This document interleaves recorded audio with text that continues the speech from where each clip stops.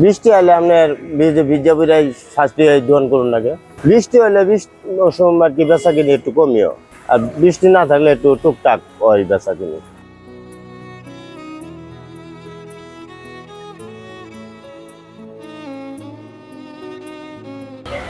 মানে বৃষ্টি হইলে আমাদের মাল একটু কম চলে অথবা বেচা কিনা হয় না, আমাদের লোকসান হয় গাড়িতে। মনে করেন আমরাও নিজেরও ভিজে, মালও ভিজে। এই যে বৃষ্টিতে ভিজা ফুরিয়া গোটা দিন ভিজছি, তখন কাঁপাইতে আছে। কত 2500 টাকা বিক্রি করছি।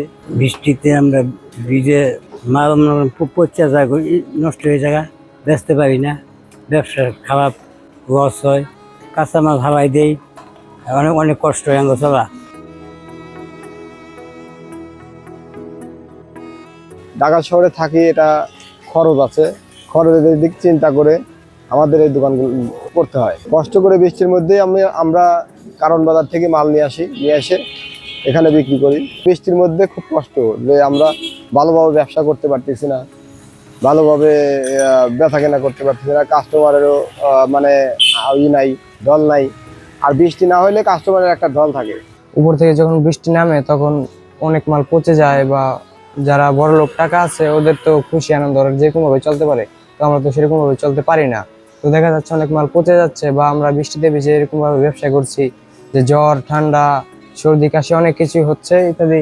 আমরা এরকম ভাবে ব্যবসায় অনেক লস হয়।